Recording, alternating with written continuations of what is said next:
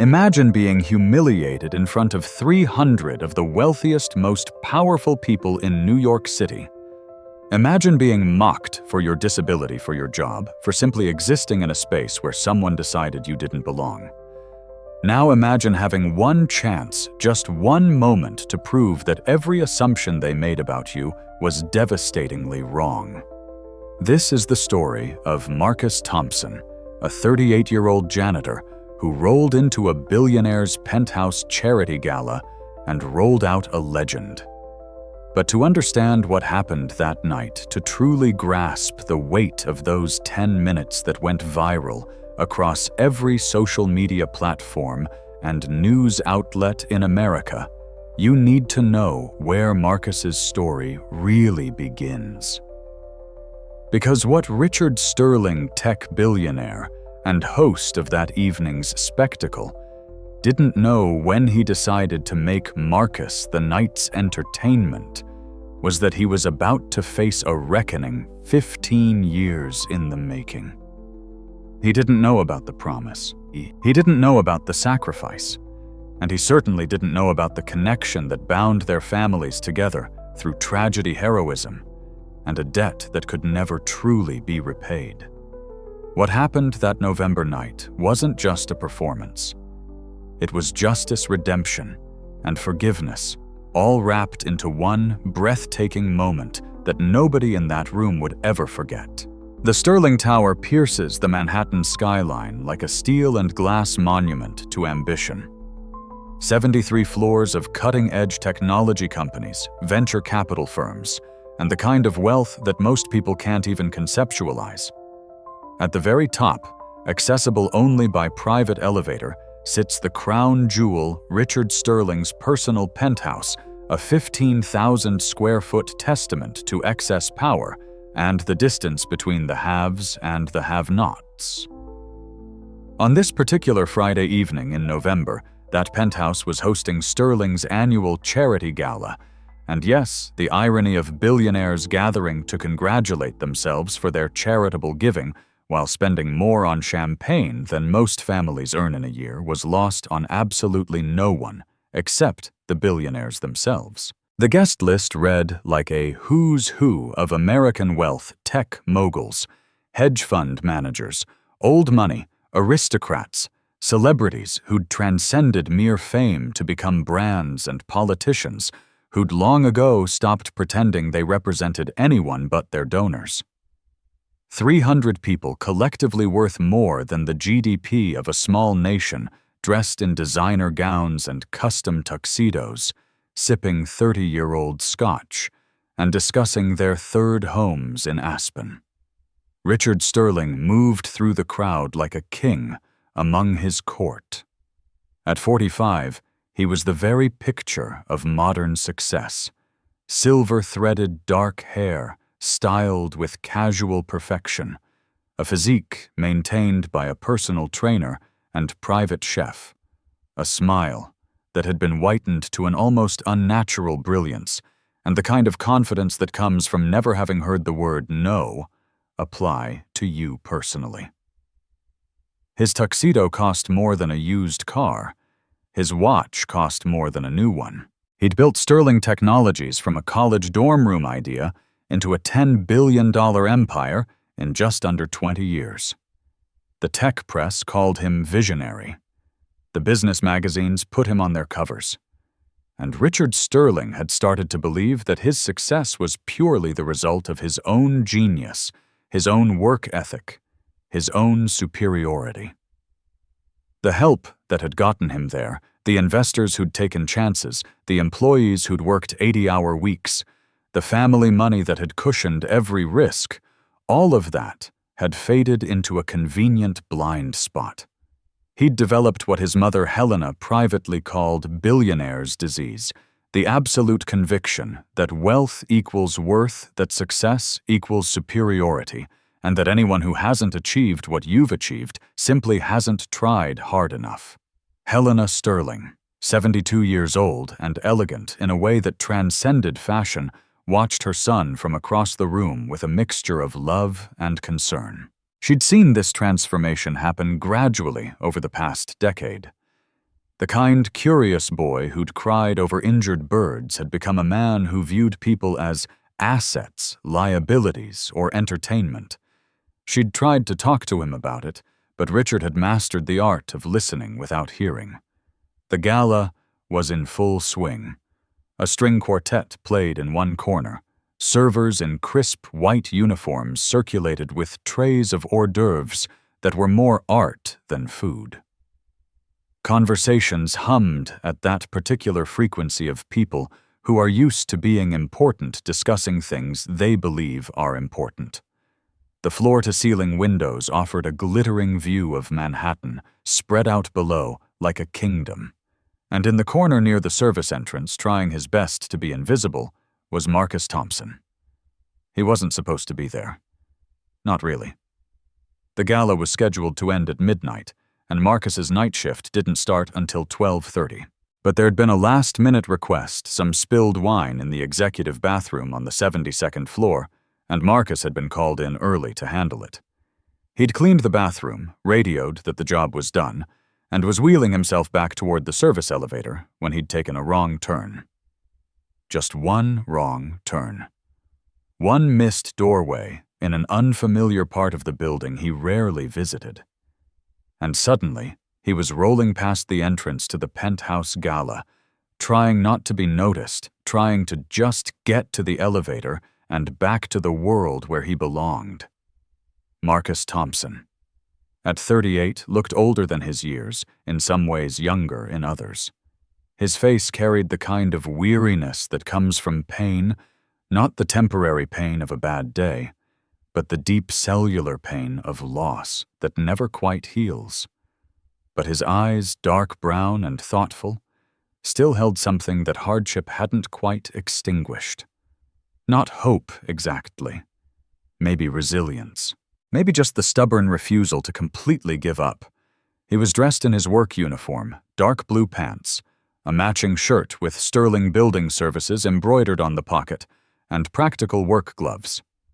His wheelchair was manual, not electric insurance didn't cover electric, and his salary as a night janitor certainly didn't stretch that far. His arms muscular from 15 years of propelling himself through the world, moved the wheels with practiced efficiency. He'd learned to make himself invisible. It was a survival skill in a world that didn't quite know what to do with disability, that became uncomfortable with wheelchairs in fancy spaces that preferred to look away rather than acknowledge the existence of people who didn't fit the able-bodied norm. Marcus had become an expert at being present, but unnoticed there. But not there. But tonight, that skill was about to fail him. Richard Sterling was drunk. Not falling down drunk, he was too practiced at drinking for that, but drunk enough that his usual social filters had thinned, drunk enough that the cruel thoughts he usually kept internal were starting to find their way into the external world. He'd been holding court near the grand piano, a Steinway Model D concert grand that cost more than most houses which sat in the corner of the penthouse, like a very expensive piece of furniture. Richard didn't play. He'd never had the patience to learn. But he liked the way it looked, liked what it signaled about culture and sophistication and class. One of his friends, Jonathan Westbrook, hedge fund manager and owner of more expensive toys than any human could actually use, had just finished telling a story about firing an employee who'd had the audacity to ask for time off for his kid's surgery. The group around them had laughed, that particular kind of laugh that happens when wealthy people bond over their mutual disdain for the concerns of ordinary humans. The entitlement Jonathan was saying is just breathtaking. As if... And that's when Richard saw Marcus. Saw him rolling past the entrance, clearly trying to go unnoticed, clearly hoping to slip by without drawing attention. And something in Richard's alcohol-soaked brain decided that this was funny, that this was an opportunity for entertainment, that this was a chance to demonstrate his power and wit in front of his peers. "Hey, Richard," called out his voice, cutting through the elegant murmur of conversation. Hey, you, in the wheelchair. Marcus froze. He'd almost made it. Another 10 feet and he'd have been at the service elevator. 10 feet. He turned his head slowly, hoping against hope that Richard was talking to someone else. He wasn't. Yes, you, Richard said. And he was smiling now, that particular smile that people wear when they think they're about to be very funny. Come here. Come on in. The conversations around them had started to quiet. People were noticing. People were turning to look. And Marcus felt something cold settle in his stomach, that old familiar feeling of being singled out, being made into a spectacle, being treated as less than human. Sir Marcus said quietly, professionally, "I'm just heading back to—" I said. "Come here," Richard interrupted, and there was steel under the jovial tone now. "Don't be rude. We don't pay you to be rude." And there it was. The reminder. The power dynamic made explicit. We pay you. You work for us. You do what we say. Marcus had a choice in that moment. He could refuse. He could turn around and roll toward that elevator and probably lose his job in the process. In this economy, with his disability, with his almost non-existent savings, losing his job meant losing his apartment, meant losing everything he'd fought so hard to hold on to. Or he could go along with whatever this was and hope it ended quickly. He chose survival. He always chose survival. Marcus wheeled himself into the penthouse through the doorway onto the marble floor that probably cost more per square foot than he made in a month. The room had gone quiet now. 300 faces turned toward him, 300 gazes landing on the janitor in the wheelchair who'd somehow stumbled into paradise. "Ladies and gentlemen," Richard announced, spreading his arms wide like a ringmaster at a circus. "I'd like to introduce you to one of Sterling Tower's hardest workers. This is— what's your name, Marcus, sir? Marcus Thompson. Marcus Thompson, everyone. Marcus here is part of our night janitorial staff. He's the one who makes sure our toilets sparkle and our trash cans don't overflow." Some people in the crowd laughed. Others looked uncomfortable. Helena Sterling from across the room felt her face flush with shame for her son. "And I was just thinking, Marcus, that we need some entertainment. The string quartet is lovely, but a bit predictable, don't you think?" Marcus said nothing. His hands gripped the wheels of his chair so tightly his knuckles were pale. "So here's what I'm thinking," Richard continued, and he was really enjoying himself now, feeding off the attention, the laughter, the gasps of shock from people who couldn't believe he was actually doing this, but also couldn't look away. "We've got this beautiful piano just sitting here, and I'm sure a man of your many talents must have some hidden skills. So why don't you roll yourself over there and play us something considerate over time?" The cruelty of it landed like a physical blow. The assumption that Marcus, a janitor, a disabled man, someone Richard clearly considered beneath him, would be unable to play. The setup for public humiliation. The entertainment value of watching someone fail. "Sir, I don't think Marcus started." "Oh, come on," Richard pushed. "Don't be modest. I'm sure you're just as talented at piano as you are at mopping floors." More laughter, louder now. Some people were pulling out their phones. This was going to be a story they told, a video they shared, unless you're refusing a direct request from your employer. And there it was again. The threat. The reminder of power. Marcus looked at Richard Sterling's face, flushed with alcohol and arrogance, and the absolute certainty of someone who'd never faced real consequences for anything. He looked at the crowd, some laughing, some uncomfortable, all watching. He looked at the piano sitting there like a monument to everything he'd lost. For a moment, just a moment, Marcus was back in that hospital room 15 years ago, waking up to a body that no longer worked the way it used to a world where his mother was gone, where his dreams were dead, where the future he'd imagined had been replaced by a reality he'd never wanted. He'd spent 15 years running from that pain. 15 years avoiding anything that reminded him of who he used to be. 15 years telling himself that it was better to forget, easier to let go, safer to be invisible. But something in Richard Sterling's smirk, in the casual cruelty of this moment, in the absolute assumption that Marcus was someone who could be used for entertainment and then discarded, sparked something that Marcus had thought was long dead. Not anger, exactly. Or not just anger. Dignity. His mother's voice echoed in his memory words she'd said to him 1,000 times growing up. Marcus, baby, your music is your voice. And nobody has the right to silence your voice. Not ever. Not for any reason. Sarah Thompson had worked 3 jobs to pay for his piano lessons. She'd sacrificed everything, her time, her health, her own dreams, so that her son could have a chance at something better. She'd believed in him with a ferocity that had kept him going through every obstacle, every setback, every moment when giving up seemed easier. And Richard Sterling, this pampered billionaire who'd probably never struggled for anything in his life, thought he could turn Marcus's tragedy into a joke. "Okay," Marcus said quietly. "What's that?" Richard cupped his hand to his ear theatrically. "I didn't quite hear you." I said, "Okay." Marcus's voice was stronger now. "I'll play." Richard's grin widened. "Excellent. Everyone give our janitor a round of applause for being such a good sport." Some people clapped.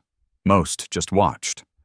Marcus rolled himself toward the piano, his mind strangely calm, strangely clear. He could feel every eye in the room on him, could hear the whispers starting up the speculation about what kind of disaster they were about to witness. The piano sat on a low stage, accessible by a ramp. The building was ADA compliant, at least. Marcus rolled up the ramp, positioned himself in front of the Steinway, and for the first time in 15 years stared at the keys of a piano he was actually going to play. His hands were shaking. He pressed them against his thighs to still them, took a deep breath, and let himself remember. To understand what happened next, you have to go back 23 years, to a small apartment in South Side Chicago, to a 6-year-old boy and his mother and a beat-up upright piano that someone was throwing away. Sarah Thompson was 28 years old, working as a housekeeper at the Palmer House Hotel, raising her son alone after Marcus's father had walked out when the boy was 2. Money was always tight. Not which luxuries can we afford tight, but which utilities can we keep on this month tight. The kind of poor where you wear the same clothes until they literally fall apart, where you know every free meal program in the city, where you learn to be invisible in wealthy spaces because that's where the work is. But Sarah had something that poverty couldn't touch, an absolute, unshakable belief in her son's potential. She'd noticed it when Marcus was 4, the way he'd stop and listen whenever music played, the way he'd tap out complex rhythms on tables and walls, the way he seemed to hear patterns and harmonies that other people missed. It wasn't just interest. It was need. Music spoke to Marcus in a language that went deeper than words. When Sarah found that piano on the curb outside a brownstone where she'd been cleaning an old upright that the owners were replacing with something newer, she made a decision that would change both their lives. She asked if she could have it. They said yes, glad to save the disposal fee. And Sarah used every favor, every connection, every bit of help she could muster to get that piano into their 3rd-floor walk-up apartment. It took 8 men and half a day. The piano was out of tune and had 3 broken keys. But Marcus sat down in front of it and pressed a note, and Sarah watched her son's face transform with something that looked like coming home. She couldn't afford lessons. Not at first. But Sarah was nothing if not resourceful. She cleaned houses for a music teacher, Mrs. Eleanor Patterson, who lived in Lincoln Park. Mrs. Patterson was 72, had taught piano for 50 years, and within 5 minutes of hearing 6-year-old Marcus play by ear the melody he'd heard on the radio, agreed to teach him in exchange for Sarah's cleaning services. This boy Mrs. Patterson told Sarah, after the first real lesson, has something I see maybe once every 10 years. Maybe less. He doesn't just play music. He understands it. It's like he's fluent in a language he was born speaking. Marcus progressed faster than anyone expected. Within a year, he'd surpassed students who'd been playing for 5. Within 2 years, he was performing pieces that teenagers struggled with. By the time he was 10, Mrs. Patterson told Sarah flat out, "I've taught him everything I can. He needs conservatory training now, or we're wasting what might be genuine genius." But conservatory training cost money they didn't have. So Sarah took a second job, then a third. She worked as a hotel housekeeper during the day, cleaned offices at night, and did weekend catering shifts whenever she could get them. She slept 4 hours a night if she was lucky. She wore clothes from Goodwill and ate ramen so her son could have proper meals. She sacrificed everything that wasn't absolutely necessary for survival so that Marcus could have his lessons with a teacher at the Chicago Conservatory. Marcus knew what she was doing. He'd come home from school to an empty apartment, would practice for hours, would see his mother stumble in at midnight, barely able to stand, would watch her ice her feet, and her back would hear her crying in the bathroom when she thought he was asleep. "Mama," he said to her, "when he was 12, I can stop the lessons. You don't have to work so hard." Sarah had taken his face in her hands, looked him dead in the eye, and said, "Marcus Thompson, you listen to me. You've got a gift. A real gift. And gifts like yours don't come around often. I'm not letting you waste it because things are hard. Things are always hard for people like us. But your music can take you places I'll never go. Your music can open doors that are locked for folks like me. So you practice and you learn and you become everything you're meant to be. You hear me?" "Yes, ma'am." "Your music is your voice," she'd continued, and she said this to him so often it became a kind of mantra, a foundation stone of his identity. And nobody has the right to silence your voice. Not ever. Not for any reason. By 15, Marcus was performing in competitions across the Midwest. By 16, he'd won the regional Young Artists competition and had started to attract serious attention from scouts and teachers from the country's top music schools. By 17, he'd auditioned for Juilliard, the Juilliard School in New York City, the most prestigious music conservatory in America, and had been accepted with a full scholarship. Full scholarship. Those words meant everything. They meant Marcus could actually go. They meant Sarah's sacrifices hadn't been in vain. They meant a kid from Southside Chicago who'd learned on a broken upright piano, salvaged from someone's trash, was going to study at the same school that had produced some of the greatest musicians in history. Sarah cried when they got the letter. Not just tears, she sobbed like something had broken open inside her, all the years of struggle and exhaustion and hope finally validated. Her boy was going to make it. Her boy was going to have the life she'd dreamed for him. Marcus was 18 when he moved to New York. His mother came with him to help him settle into the tiny dorm room to see where her son would be learning to meet his teachers. She was 46 years old and looked 60, worn down by decades of back-breaking work, but she'd never looked happier. "You make me so proud," she told him the night before she flew back to Chicago. "You hear me? So proud. You're going to do amazing things, baby. I can feel it." Marcus was homesick in those first weeks, overwhelmed by the intensity of Juilliard, by the level of competition, by being surrounded by other prodigies who'd all been the best wherever they came from. But he worked. God, how he worked. He practiced 6, 8, 10 hours a day. He studied theory and composition and performance technique. He absorbed everything his teachers offered like a man dying of thirst. And he flourished. By his second year, his teachers were using words like exceptional and rare talent and concert career potential. By his third year, he was winning competitions at the national level. By his fourth year, his senior year, he was being courted by agents, and managers was being told that he had a real shot at a performing career, that he could be one of the ones who actually made it. His senior recital was scheduled for April 15th. His mother was flying in from Chicago for it.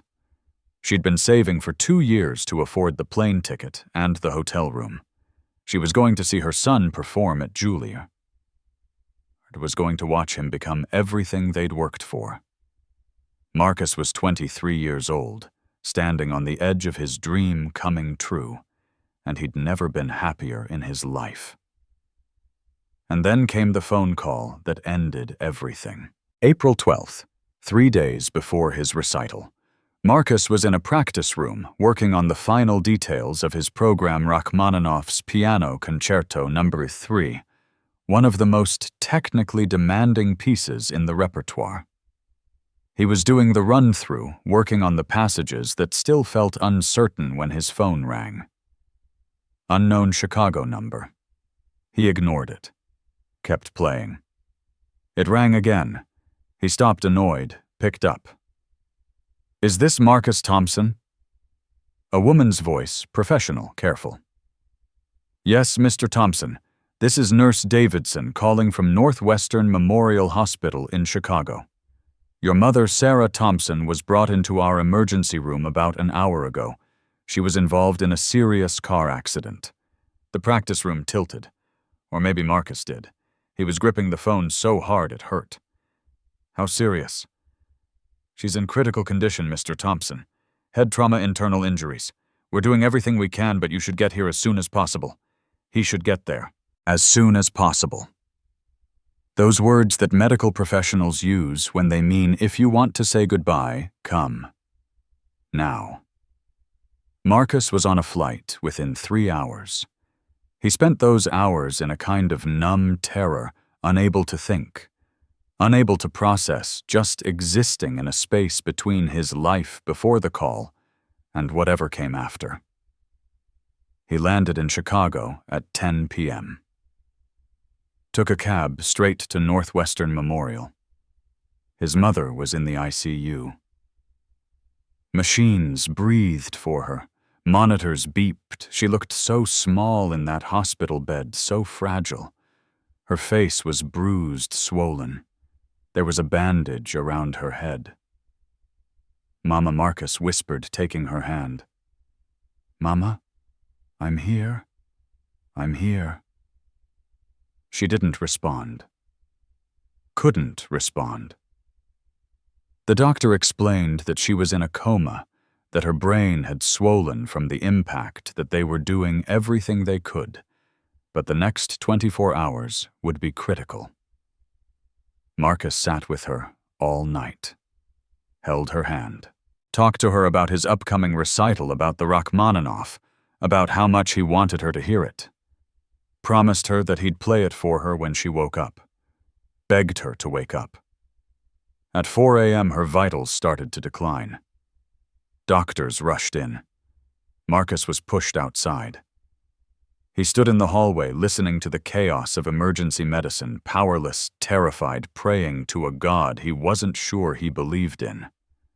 At 4:47 a.m., a doctor came out and said the words that would split Marcus's life into before and after. "I'm so sorry. We did everything we could."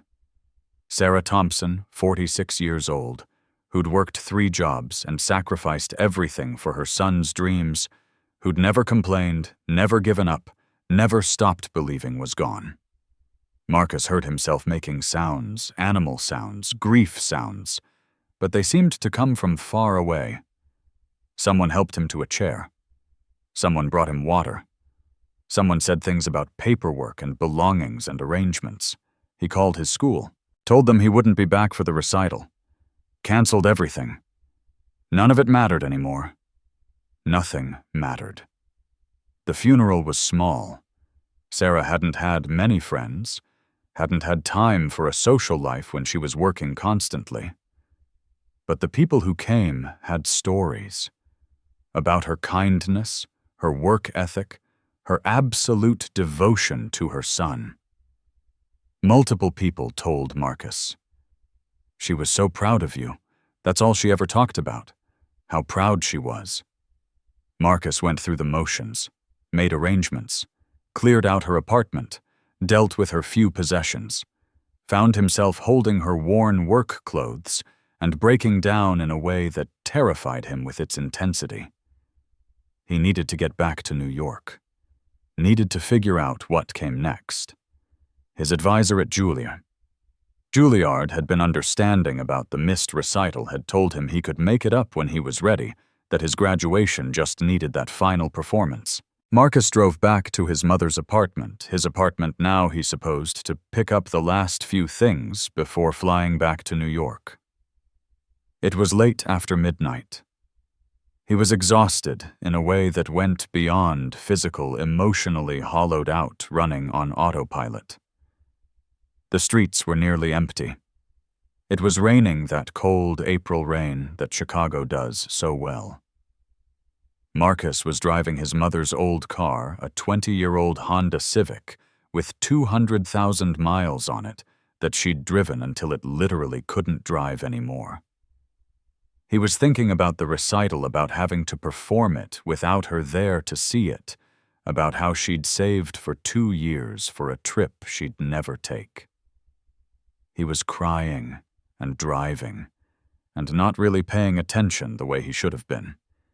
The intersection ahead showed green.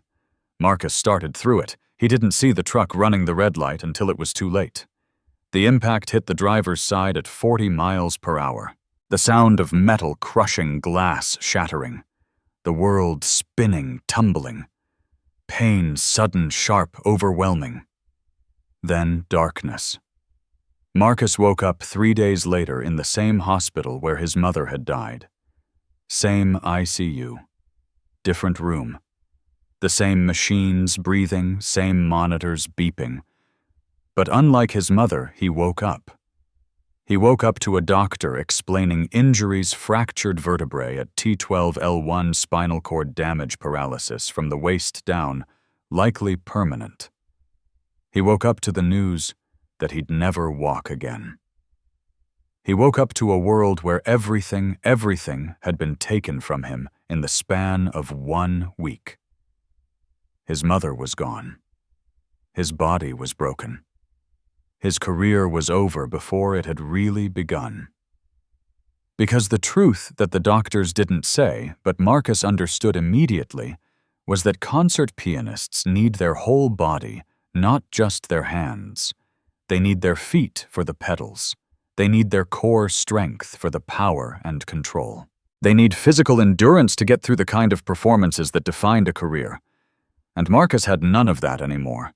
He tried in those first months. Tried to convince himself that he could adapt, could figure it out, could still make music work. He went back to New York after 2 months of rehabilitation. Tried to play. Tried to find ways around the limitations. But it wasn't the same. It would never be the same. And every time he sat at a piano, all he could feel was loss. Loss of his mother, loss of his body, loss of the future that was supposed to be his. So he stopped. Stopped playing. Stopped practicing. Stopped everything. He withdrew from Juilliard, moved into a tiny, accessible apartment, started looking for work, any work that would pay the bills. Turned out that some college no-degree plus uses a wheelchair doesn't open many doors. He applied for everything, got rejected from almost all of it, finally landed a night janitorial position at a large commercial building. It paid $12 an hour. It was lonely work cleaning offices while everyone else slept. It was physically demanding in ways that made his rehabilitation therapist worried. It was nothing like what he'd dreamed his life would be.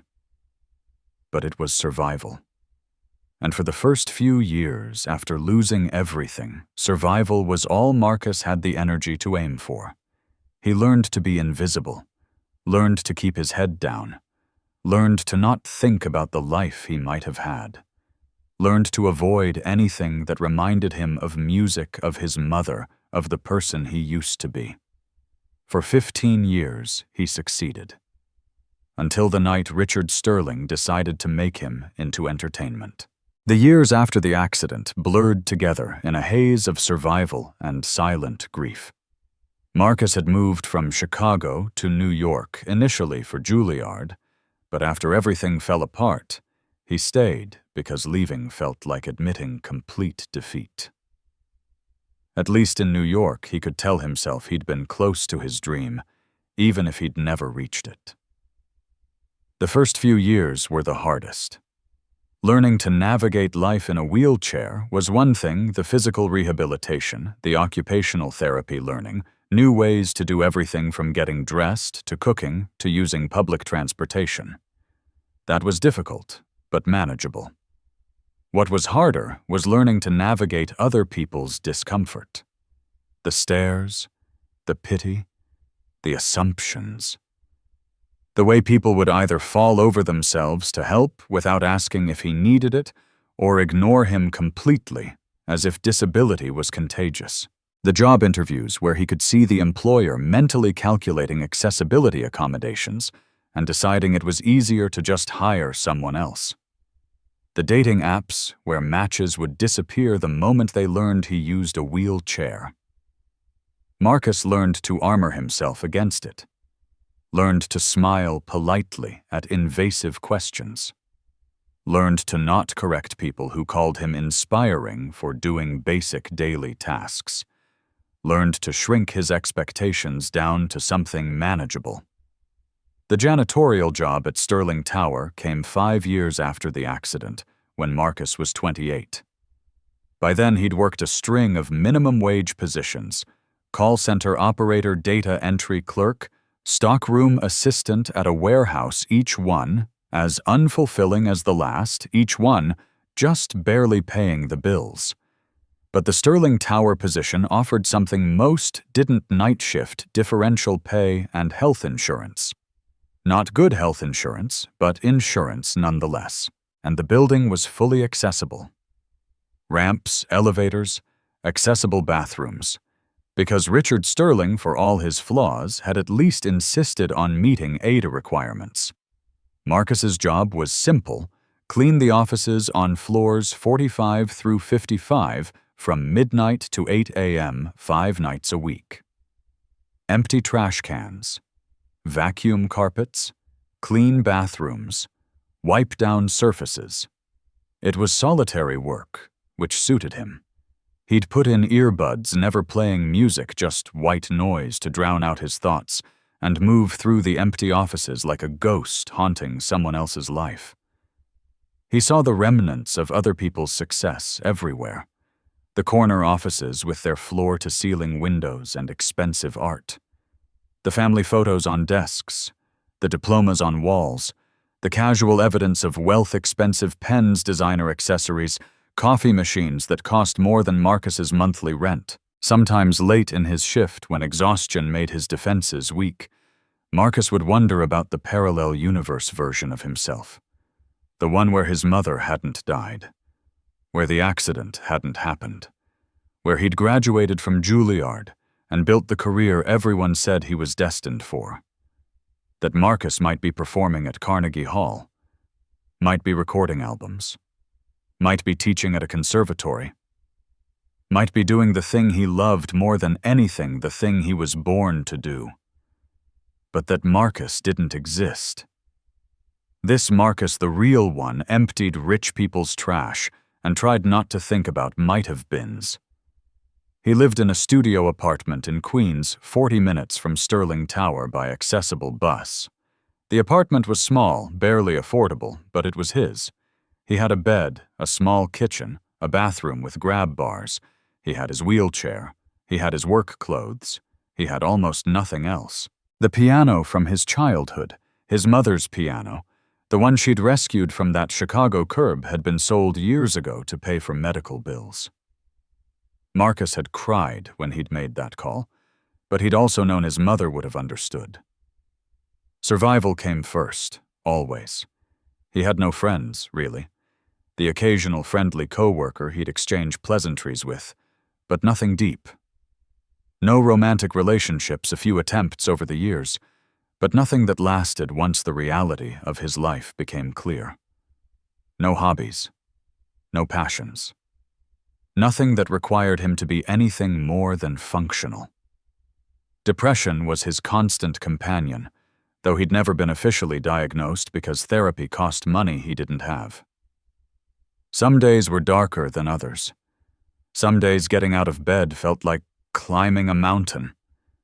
Some days he'd sit in his apartment and stare at the walls and wonder what the point was. But he kept going. Because that's what Sarah Thompson's son did. You kept going. You endured. You survived. Music was the one thing Marcus avoided completely. He didn't listen to it, didn't play it, didn't even allow himself to think about it if he could help it. Because music was the door to a room full of grief, so vast it could swallow him whole. Music meant thinking about his mother, about what he'd lost, about the person he used to be. So he locked that door and threw away the key and told himself it was better this way. For 15 years that worked. His life wasn't happy, but it was stable, predictable, safe. And then Richard Sterling, drunk on expensive scotch, and his own sense of superiority, had decided to drag Marcus into his penthouse and demand entertainment. Had decided to unlock that door Marcus had worked so hard to keep closed. Had decided, without knowing it, to force Marcus to face everything he'd been running from for 15 years. Marcus sat in front of the Steinway Model D hands, hovering over the keys, and felt time slow down. Behind him, the crowd was still murmuring. Phones were out recording. People were placing bets, literally placing bets. He'd heard someone say, $20 says he can't play a single song on his imminent humiliation. Richard Sterling stood off to the side, arms crossed, smile smug, waiting for the show. Helena Sterling watched from across the room, her face a mask of concern and shame. And Marcus was 15 years old again, sitting in Mrs. Patterson's studio in Lincoln Park, learning Chopin for the first time. Was 18, walking into Juilliard with his mother, both of them crying with joy. Was 23, in a practice room working on Rachmaninoff, thinking about his upcoming recital, thinking about how proud his mother would be. Was 23, in a hospital bed, being told that everything he'd worked for was over. His hands were shaking. The muscle memory was there. He could feel it waiting like a language you learned as a child, that your mouth still remembers even decades later. But there was also fear. Fear of failing. Fear of succeeding. Fear of feeling all the things he'd spent 15 years trying not to feel. Any time now, Richard called out, and there was laughter. "We don't have all night." Marcus closed his eyes, took a breath, and instead of running from the memories, he let them come. His mother's face, the way she'd looked at him when he played like he was creating something holy, the way she'd worked herself to exhaustion so he could have lessons, the way she'd believed in him with a ferocity that had never wavered, not once, not ever.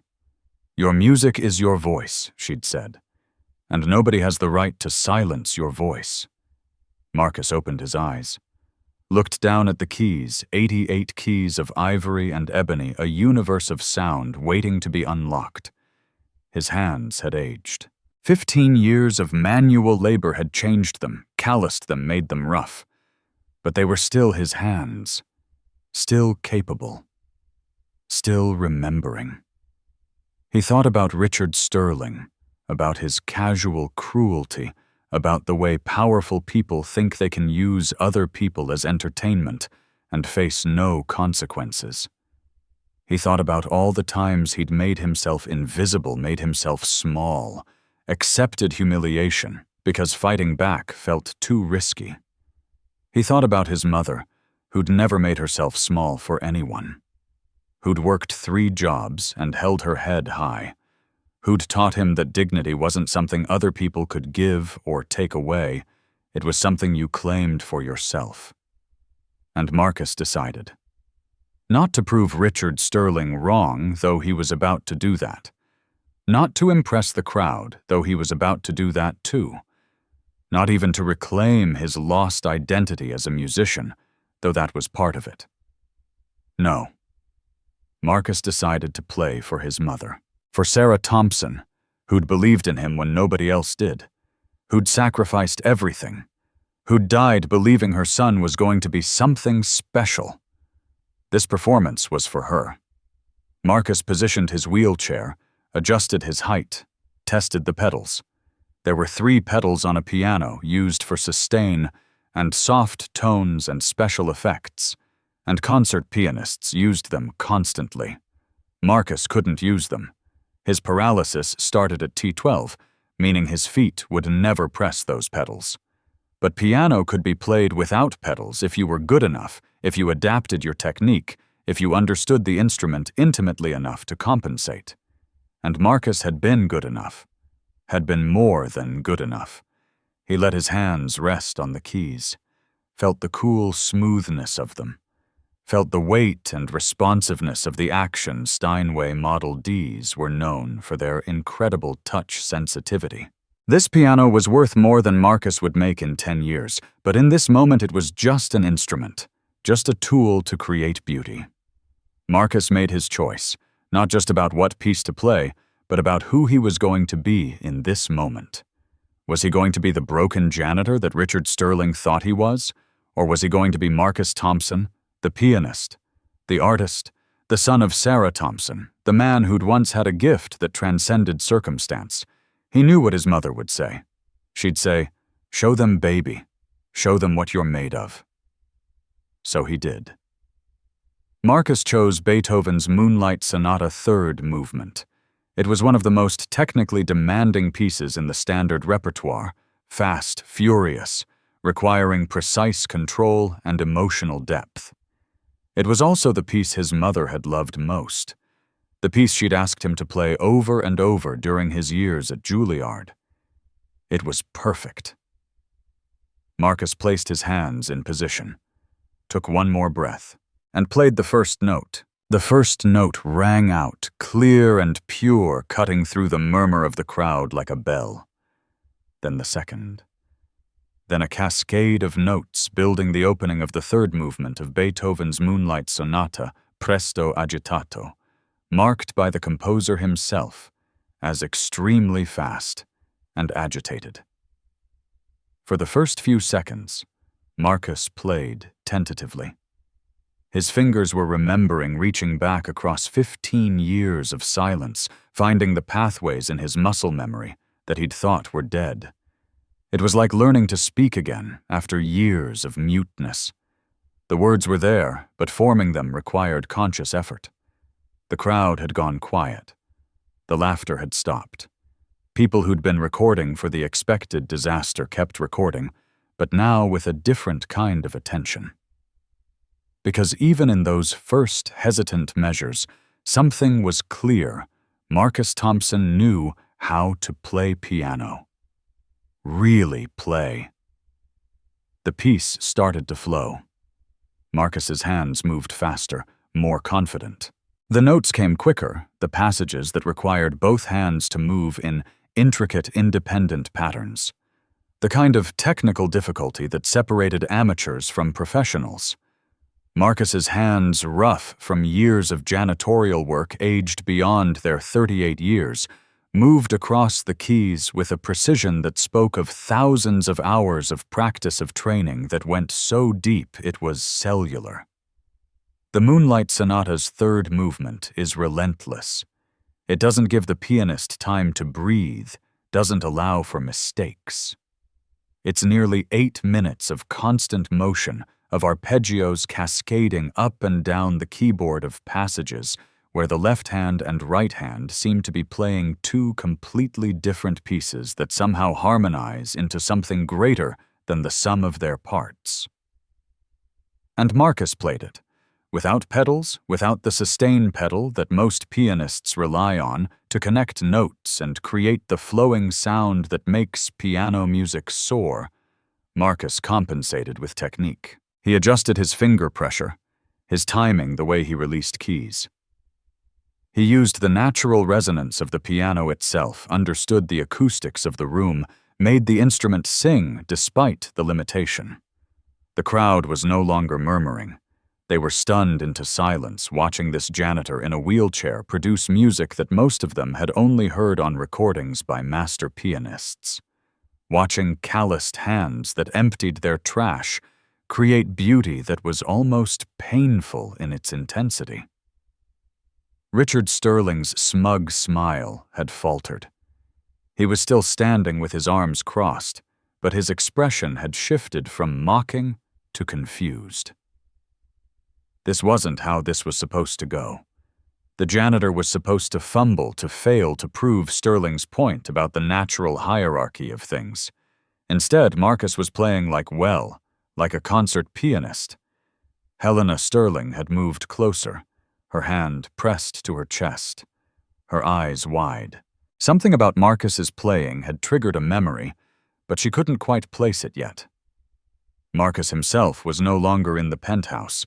In his mind, he was 20 years old in a practice room at Juilliard working on this exact piece. He could almost hear his teacher's voice, more intensity in the arpeggios. "Marcus, this is agitation turmoil. Let me feel your passion." He could almost see his mother sitting in the observation area outside the practice rooms where parents weren't technically allowed, but where Sarah Thompson had sometimes come during her lunch breaks from her hotel housekeeping job, just to watch her son play, just to see him doing what he was born to do. The music was taking him over now. Not just muscle memory, emotional memory. The joy of creation. The conversation between artist and instrument. The way great music isn't just performed, it's lived, breathed, channeled. Marcus's body was moving with the music. His torso swayed. His shoulders rolled with the phrasing. His face showed the emotional journey of the piece. The agitation, the passion, the moments of near chaos that Beethoven built into the composition. Sweat was forming on his forehead. His arms were starting to ache. 15 years of not playing meant his endurance wasn't what it had been. But he pushed through. The piece demanded it. His mother's memory demanded it. The technical passages came faster now. There's a section in the middle of the third movement where both hands have to execute rapid, repeated notes in octaves, creating a trembling, urgent sound. It's exhausting even for pianists in peak form. For Marcus, whose hands were no longer conditioned for this level of performance, it was agony. But he didn't stop, didn't slow, didn't compromise. The melody line emerged from the complexity, Beethoven's genius showing through. He took this chaos of notes and wove through it a theme of heartbreaking beauty. Marcus brought that melody out, made it sing. Above the turbulent accompaniment showed the crowd that this wasn't just technical showmanship, but art, real art music with something to say. People in the crowd were crying now. Not all of them understood what they were hearing in technical terms, but they understood it emotionally. They understood they were witnessing something extraordinary, something real in a room that usually trafficked in the artificial and transactional. Jonathan Westbrook, the hedge fund manager who'd been laughing earlier, had put his phone down. He was just listening now, his face slack with shock. A young woman near the front, someone's daughter, who'd been forced to attend this boring adult party, had tears streaming down her face. She'd played piano as a child, had quit because it was too hard, and now she was remembering why she'd loved it. Richard Sterling was no longer smiling. He looked pale, shaken, like a man who'd set something in motion that he no longer controlled and wasn't sure how to stop. And Marcus played on. The piece was building toward its climax now. The final section of the Moonlight Sonata's third movement is a test of endurance of will, of whether the pianist can maintain intensity and precision even as their muscles scream in protest. It's Beethoven at his most demanding, asking the performer to give everything and then give more. Marcus gave everything. The final minutes of the Moonlight Sonata's third movement are where most pianists fail. Not because they can't play the notes, though. The notes are brutally difficult, but because maintaining the emotional intensity while your body is exhausted requires something beyond technique. It requires passion that runs deeper than muscle fatigue. It requires purpose. Marcus had purpose. His hands were cramping now. He could feel the burn in his forearms, his shoulders, his back. 15 years of not playing meant his body was paying the price for this performance in real time. But he pushed through because this wasn't about his comfort. This was about honoring his mother, about reclaiming the part of himself he'd thought was dead, about proving that Richard Sterling's cruelty couldn't define him. The arpeggios cascaded faster now, Marcus's fingers flying across the keys with a speed that seemed impossible. Each note had to be precise. One wrong note in these passages would shatter the whole structure. But Marcus hit every note perfectly, his muscle memory reaching back across the years with stunning accuracy. The left hand provided the foundation, steady and sure, while the right hand wove increasingly complex patterns above it. The two hands had to be completely independent, thinking different thoughts, executing different missions, yet somehow working in perfect harmony. It was like watching someone speak two languages simultaneously. It was like watching someone paint with both hands at once, creating two different images that somehow merged into a single masterpiece. The crowd was completely silent now, except for the occasional gasp or sob. 300 people who'd come to this gala to see and be seen, to network and drink expensive champagne and congratulate themselves on their charitable giving had been stopped in their tracks by this janitor in a wheelchair, creating beauty they couldn't look away from. Helena Sterling was crying openly now, tears running down her face, though she still couldn't quite place why this performance was affecting her so deeply. Something about Marcus's playing reminded her of someone, but the memory was just out of reach. Richard had moved closer to the stage, his expression unreadable. The alcohol fog had cleared, replaced by something closer to shock. He was realizing slowly that he'd made a terrible mistake, that he'd misjudged this man completely, that his casual cruelty had backfired in a way he couldn't have predicted. But Marcus was aware of none of this. He was no longer in the penthouse at all. In his mind, he was in his mother's apartment in Chicago, playing for her on that battered upright piano. She was sitting in her worn armchair, still in her hotel housekeeping uniform, too tired to change, but smiling as she listened to her son play. "That's beautiful, baby," she'd say.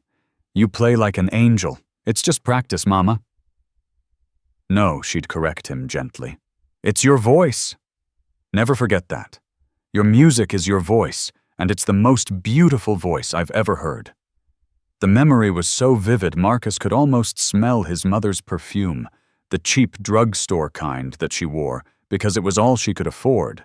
But she wore it every day because she said a woman should always smell nice, even if she spent her days scrubbing other people's toilets. The music built higher, more intense. Beethoven marked this section fortissimo very loud, and Marcus gave it everything. The piano sang, roared, demanded attention. This was the moment where the piece stopped being just notes and became a statement, a cry, a wordless communication of passion and pain and beauty, all tangled together. Marcus's body was completely engaged now. His torso rocked with the phrasing. His head moved with the melody. His face showed every emotion, the agitation, the struggle, the moments of transcendent beauty that Beethoven wove through the chaos. Sweat ran down his face, dripped onto his shirt. His arms were shaking with fatigue. But his hands were absolutely steady, absolutely precise. There's a moment in the third movement, about 6 minutes in, where the piece briefly becomes tender. Just for a few measures, Beethoven gives the pianist and the listener a moment to breathe a gentle melody that's almost a lullaby before plunging back into the storm. Marcus played those measures with such tenderness that several people in the crowd let out audible sobs. He played them the way he used to play for his mother, when she'd come home from work so exhausted she could barely stand, when music was the only thing that could ease her into sleep. He played them like a prayer, like a love letter, like goodbye. And then the storm returned, fiercer than before. The final minute of the Moonlight Sonata's third movement is relentless. It's Beethoven refusing to let up, demanding more, always more.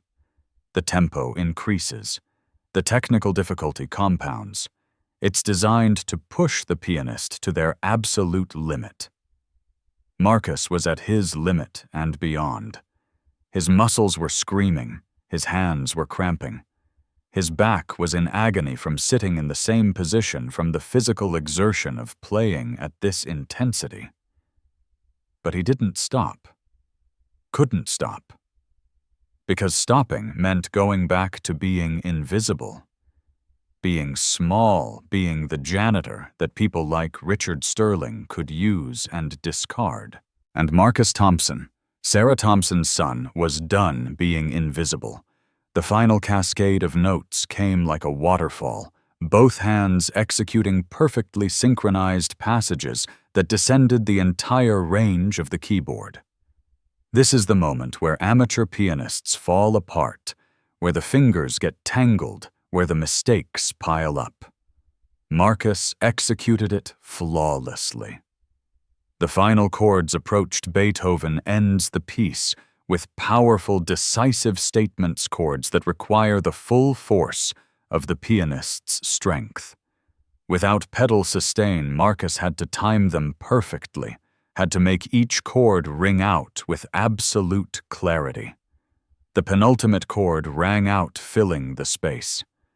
Then the final chord. Marcus put everything he had left into it. All his strength, all his grief, all his love for his mother, all his reclaimed identity as a musician.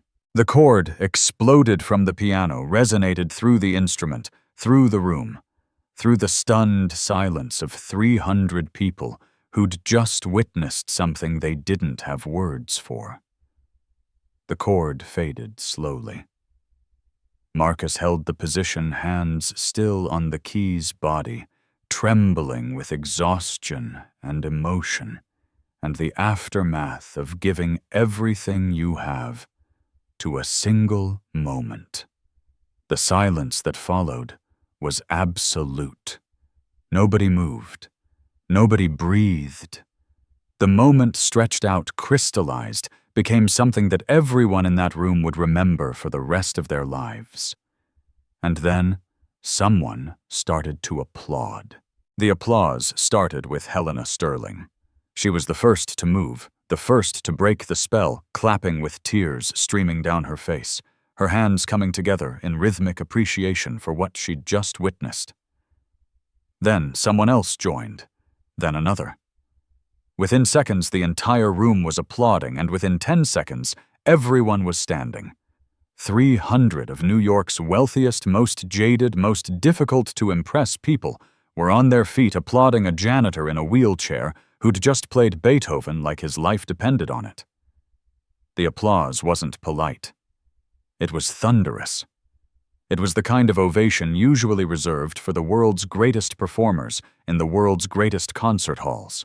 People were shouting bravo and wiping tears from their faces and pulling out phones to call friends and tell them they'd just witnessed something incredible. Marcus sat at the piano, hands still trembling, body still shaking with exhaustion and adrenaline and emotions he couldn't name. He was crying tears running down his face unchecked, and he wasn't entirely sure if they were tears of grief or joy or relief or all of those things tangled together. He'd done it. He'd played. After 15 years, he'd sat at a piano and played, and it hadn't destroyed him. It had hurt God, it had hurt, but it had also been the most alive he'd felt since the accident. The most like himself. The most like his mother's son.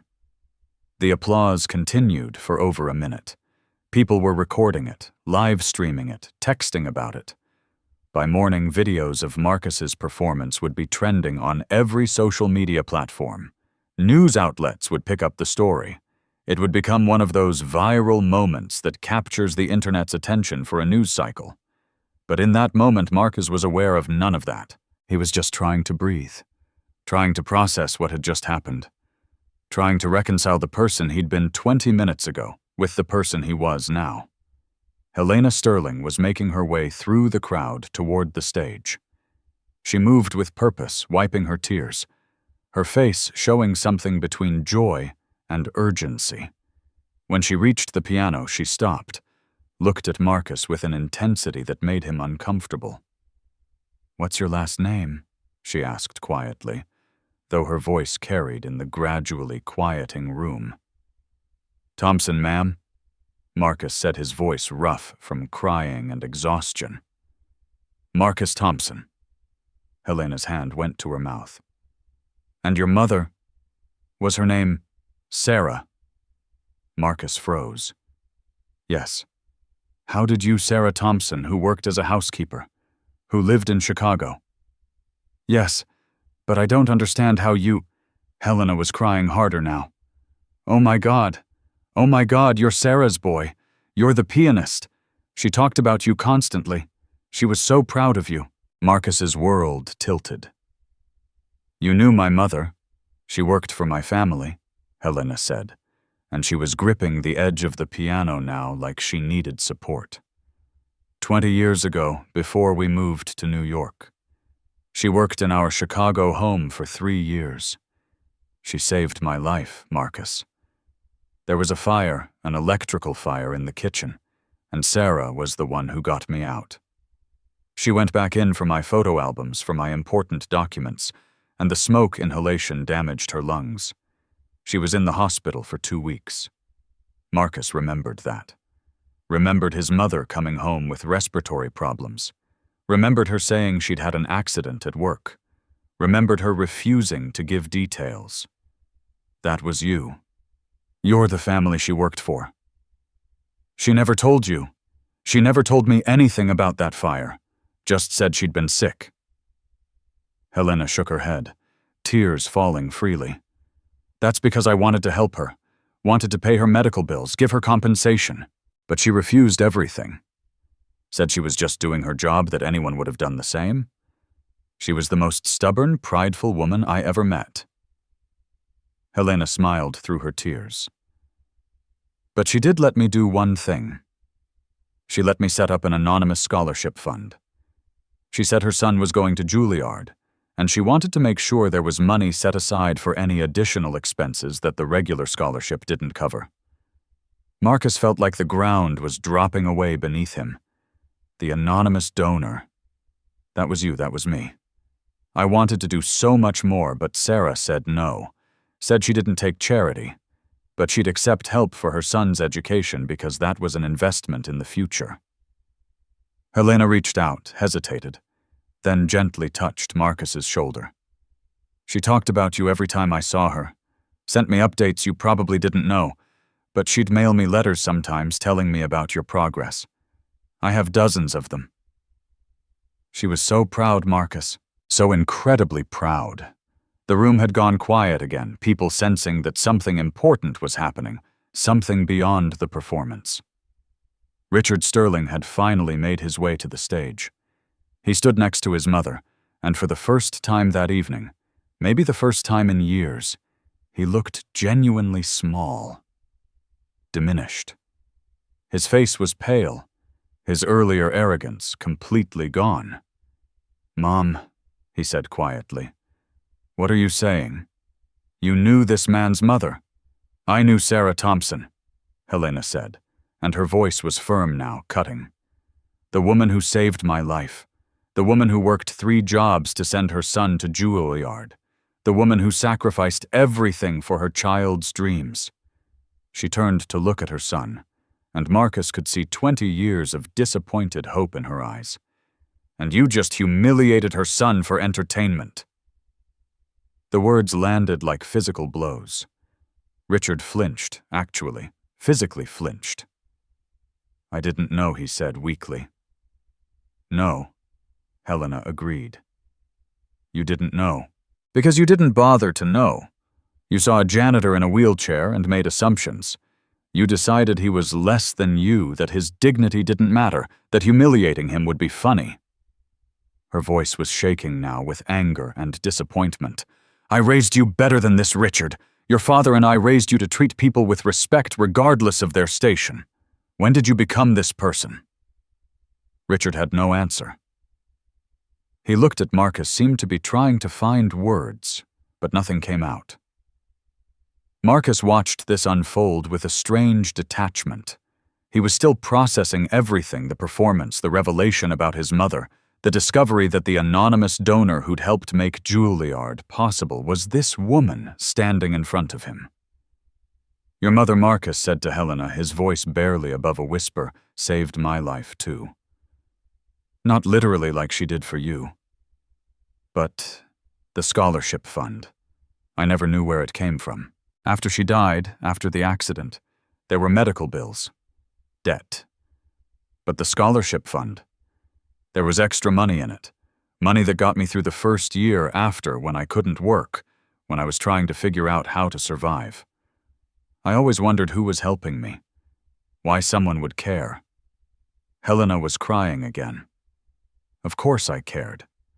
Sarah saved my life. The least I could do was try to protect yours. Does that fund still exist?" "It's been sitting there," Helena said, "waiting. I always hoped you'd come back to music someday. Hoped you'd need it again." The crowd was completely silent now. Everyone listening to this conversation, this moment of revelation and reckoning. Marcus looked at Richard Sterling, this billionaire who'd mocked him, who'd tried to humiliate him, who'd inadvertently forced him to face everything he'd been running from for 15 years. And Marcus made a choice. "Mr. Sterling," Marcus said, and his voice was steady, despite the exhaustion, despite the emotional roller coaster of the past hour, despite everything. "I need to tell you something." Richard looked at him, and for the first time, Marcus saw fear in the billionaire's eyes. Not physical fear, fear of judgment, of consequence, of being revealed as exactly what he was. "I forgive you," Marcus said simply. The words hung in the air. Several people in the crowd gasped. Helena looked shocked. Richard looked like he'd been struck. "You... What I forgive you," Marcus repeated. "What you did tonight was cruel. It was meant to humiliate me, to make yourself feel powerful by making me feel small. It was wrong." He paused, gathering his thoughts. "But my mother taught me something important. She taught me that holding on to anger is like drinking poison and expecting the other person to die. She taught me that forgiveness isn't about excusing what someone did. It's about freeing yourself from carrying the weight of their actions." Marcus looked around the room at all these wealthy, powerful people watching him. "I've spent 15 years carrying weight. The weight of loss, of grief, of a future that died in a car accident. The weight of believing I was broken, that my worth was tied to my ability to walk, that my identity as a musician was gone forever. He looked back at Richard. Tonight, you tried to add to that weight, tried to humiliate me, tried to prove I was less than you. And instead, Marcus continued, and now he was smiling slightly. You gave me a gift. You made me face the one thing I'd been running from for 15 years. You forced me to sit at a piano and remember who I used to be, who I still am underneath all the survival and invisibility, and just trying to get through each day. He gestured to the piano. I'm not going to thank you for how you did it. Your methods were cruel, and your intentions were selfish. But the outcome was something I needed. Something I'd been too afraid to choose for myself. Richard was openly crying now, tears running down his face, his composure completely shattered. I'm sorry, he managed. I'm so sorry. I was drunk and stupid and cruel, and I have no excuse. None. No, Marcus agreed. You don't. But I'm choosing to forgive you anyway. Not because you deserve it, you don't, not yet. But because I deserve to not carry anger toward you around for the rest of my life. Helena was watching this exchange with something like awe on her face. However, Marcus said, and his voice took on a firmer tone. Forgiveness doesn't mean there are no consequences. Forgiveness doesn't mean what you did was okay. What do you want? Richard asked, and it wasn't defensive, it was genuine. What can I do? How can I make this right? Marcus thought about it. He could ask for money. God knows he could use it. Could ask for a better job, for connections, for all the things that wealth and power could provide. And part of him wanted to. Part of him wanted to finally have security, comfort, the ability to not worry about making rent each month. But that's not what his mother would have wanted. That's not what would honor her memory. I don't want your money, Marcus said finally. I don't want a better job or special treatment or any of the things you could buy to make yourself feel better about what you did. Then what I want you to change, Marcus said simply. I want you to look at every person who works in this building, every janitor, every security guard, every person you usually don't even see, and recognize that they're human beings with their own stories, their own struggles, their own worth that has nothing to do with their job title or bank account. He gestured to the crowd. I want you to remember, the next time you're tempted to make someone into entertainment, that you don't know their story. You don't know what they've survived, what they've lost, what they're carrying. And Marcus added, looking at Helena. If that scholarship fund still exists, I don't want it for myself. I want you to use it to help other musicians from backgrounds like mine. Kids who have talent but no money. Kids whose parents are working 3 jobs to pay for lessons. Kids who need someone to believe in them. Helena nodded, smiling through her tears. We can do that. We absolutely can do that. Richard was nodding too frantically, desperately. Yes. Yes, of course. And Marcus, your job, I'm not asking to be fired. Marcus interrupted. I'm not asking for special treatment. I just want to be treated with basic human dignity. That's it. That's all anyone wants. The crowd had started applauding again, but differently this time. This wasn't applause for a performance. This was applause for grace, for forgiveness, for a display of character that most of them had never witnessed. Richard stepped forward, extended his hand to Marcus. I don't deserve your forgiveness, but I'm grateful for it. And I promise you, I swear to you, I will be better. I will do better. Marcus looked at the extended hand for a long moment, then reached out and shook it. Good, he said simply. That's all I'm asking for. Helena moved forward, and without asking permission, hugged Marcus. He stiffened for a moment. He wasn't used to physical affection from strangers, but then relaxed into it. She smelled like expensive perfume and sadness, and something that reminded him just slightly of his mother's kindness. Sarah would be so proud of you, Helena whispered in his ear. "Not just for your playing, though, my God, Marcus, you're extraordinary, but for your character. For your grace." She raised an incredible man. Marcus felt his throat tighten. "I hope so," he managed. "I've been trying. It's been hard, but I've been trying." "I know," Helena said, pulling back to look at him. "Survival is its own kind of heroism. Never forget that."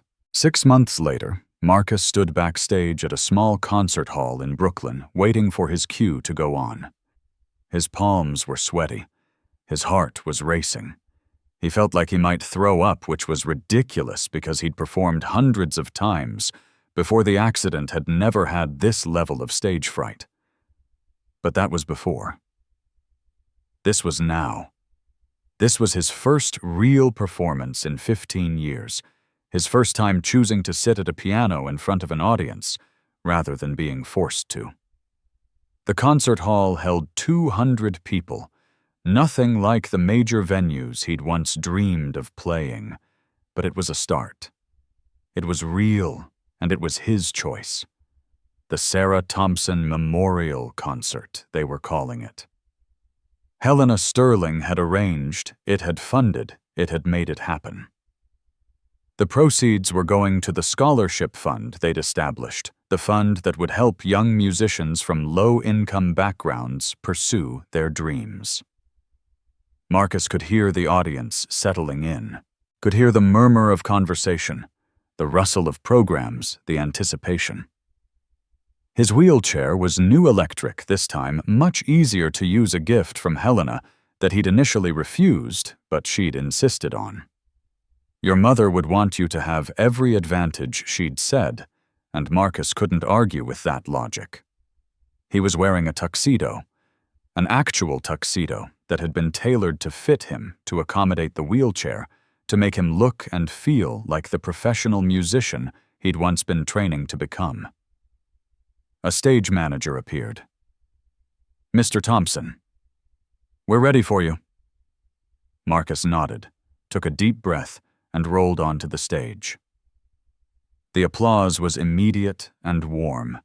The audience was a mix, some wealthy donors that Helena had invited, some music students from local schools, some people from the building where Marcus worked, who'd heard about the concert, some people who'd seen the viral videos from that night at the Gala and wanted to see him perform again. And in the front row, Helena Sterling sat next to Richard Sterling. Richard had been true to his word. He'd changed. Not overnight change, never happens overnight, but gradually, consistently. He'd started actually talking to the building staff, learning their names, asking about their lives. He'd implemented better wages and benefits. He'd made Sterling Tower a better place to work. He still had a long way to go. Years of arrogance and entitlement didn't disappear in 6 months. But he was trying, and Marcus respected that. Next to them sat several young people scholarship recipients, the first class of musicians who'd benefit from the fund. They looked at Marcus with a mixture of awe and kinship, seeing in him both inspiration and proof that circumstances don't define potential. Marcus rolled to the piano, a beautiful Yamaha that had been chosen specifically for this concert. He positioned himself, adjusted his height, looked out at the audience. "Thank you all for coming," he said, his voice amplified by the hall's sound system. "Tonight's concert is dedicated to my mother, Sarah Thompson. She worked 3 jobs so I could have piano lessons. She sacrificed everything so I could pursue this dream. She taught me that music is a voice, and that nobody has the right to silence that voice." He paused, gathering his composure. "For 15 years after her death, I silenced my own voice. I let grief and loss and fear convince me that the musician I'd been was dead, that there was no point in trying to reclaim that part of myself. But 6 months ago, someone—" He glanced at Richard, smiled slightly, reminded me that my voice was still there, still waiting.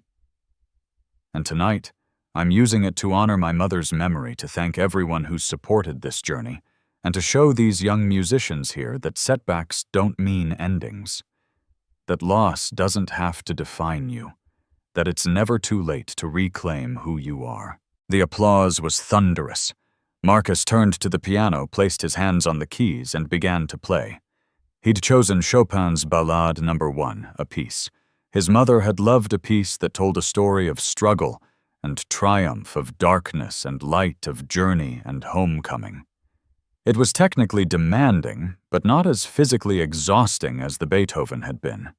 He'd been practicing building back his endurance, his strength. He'd been reclaiming himself. As Marcus played, he felt his mother's presence.